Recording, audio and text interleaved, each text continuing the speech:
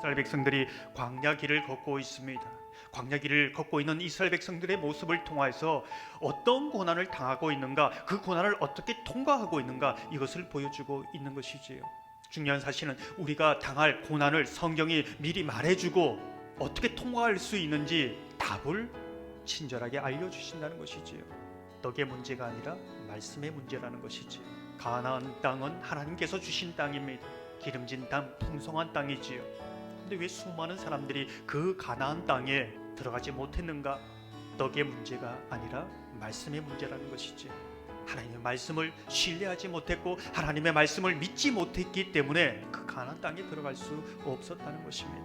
마라라는 곳에 이르러 하나님께서 하나의 시험 문제를 내십니다. 이스라엘 백성들에게 닥친 절박한 문제는 물의 문제였습니다. 그런데 성경은 물의 문제가 아니라 말씀의 문제로 보고 있다는 것입니다.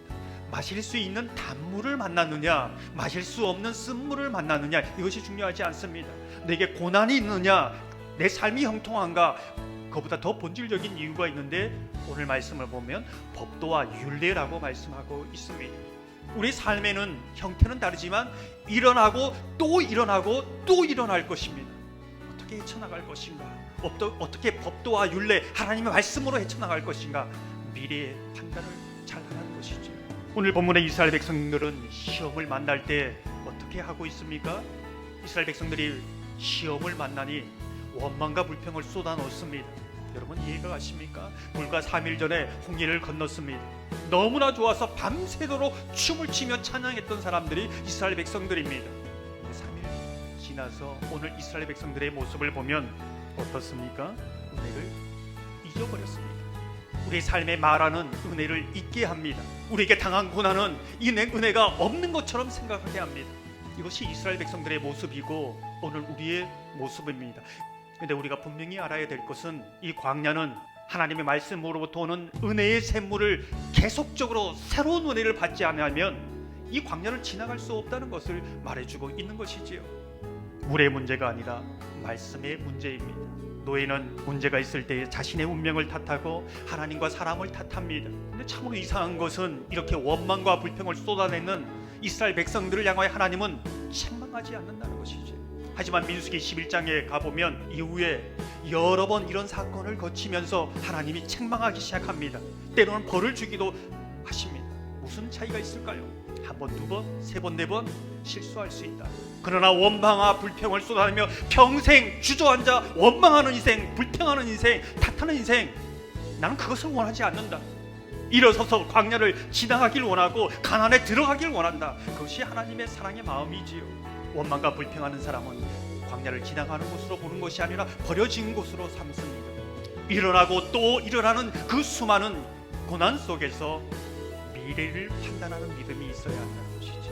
고난을 어떻게 이겨냈는가, 어떻게 홍해 바다를 건넜는가, 10가지 그 수많은 재앙 속에 하나님께서 어떻게 우리를 지키셨는가, 현재 고난 속에서 미래를 믿음으로 판단하고 바라보아야 한다는 것이지. 지금 닥칠 시험의 문제가 아니라 말씀의 문제요. 말씀을 신뢰하고 그 말씀을 따르는 문제라는 것이지. 모세와 이스라엘 백성들은 이 고난을 어떻게 통과하고 있는가? 모세는 여호와께 부르짖습니다. 기도합니다. 신음합니다. 하나님의 뜻을 묻는 것이지요. 왜 내가 이런 고난을 당했습니까? 왜 나에게 이런 시험을 줍니까? 그것이 아니라 현재의 선 자리에서 미래를 판단하는 믿음, 어떻게 이거를 거쳐왔는가, 어떻게 넘어갔는가 생각하라는 것이지요. 기도할 때에 어떤 역사가 일어납니까? 눈이 열리기 시작하고 하나님의 말씀이 들리기 시작합니다. 여호와께서 한 나무를 가리키니 그 나무가 어떤 나무인가 말하지 않습니다. 하나님께서 말씀하셨다는 것이, 하나님께서 가르치셨다는 것이 중요한 것이지요. 그 말씀에 따라 나뭇가지를 쓴물에 던지니 단물이 되었습니다. 물의 문제가 아니라 말씀의 문제입니다. 죄의 쓴물은 그냥 쓴물입니다. 그런데 죄의 쓴물이 용서의 복음을 만나면 영적인 변화가 일어납니다. 죄의 물이 맑은 물이 됩니다. 마라의 쓴물이 위로의 말씀을 만나면 치유의 역사가 나타납니다. 고난은 고난 그대로 쓴물입니다. 하지만 은혜의 말씀을 만나면 영적인 변화가 일어나는 것이지요. 제대로 만나면 단물로 바뀝니다. 자꾸 쓴물에 다른 것을 타거나 다른 것을 자꾸 던지면 아무런 변화도 없고 수고만 하는 것이지요. 이스라엘 백성들이 쓴물이 단물로 변하는 그런 역사를 통해 이스라엘 백성들이 어떤 고백을 하고 있는가? 이스라엘 백성은 하나님은 치료하는 여호와 라파의 하나님을 찬양하고 있습니다. 홍해를 건너오면서 얼마나 찬양했습니까? 그런데 마라를 만나서 찬양이 멈추었습니다. 그러나 그 마라를 지나면서 하나님을 향한 찬양이 다시 한번 울려 퍼지고 있습니다. 광야를 지나는 하나님의 백성은 하나님은 그들이 찬양하며 이 광야를 지나기를 원하신다는 것이지요. 하나님은 찬송이십니다. 하나님의 이름입니다.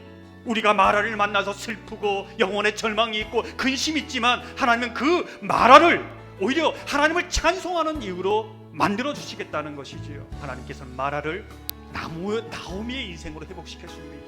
하나님께 사랑받는 자, 하나님의 은혜를 경험한 자, 하나님을 진정으로 찬양하는 자로 바꾸어 주시는 것이지요. 여러분은 지금 삶 속에 찬양이 있습니까? 혹시 마라의 쓴물을 만나서 그 찬양이 사그라들고 멈춰지진 않았습니까? 마라를 물의 문제로 보지 말고 말씀의 문제, 신뢰의 문제로 보시기를 소망합니다. 말씀 앞에 기도할 때에 눈이 열리고 귀가 열려서 진정한 하나님의 치료와 위로의 영적 변화를 경험하시기를 소망합니다. 마라를 나오미로 바꾸시는 여호와 라파의 하나님, 치료하시는 하나님을 통하여 다시 하나님을 찬양하시는 복된 하나님의 백성으로 살아가시는 저와 여러분 되기를 주님의 이름으로 축원합니다.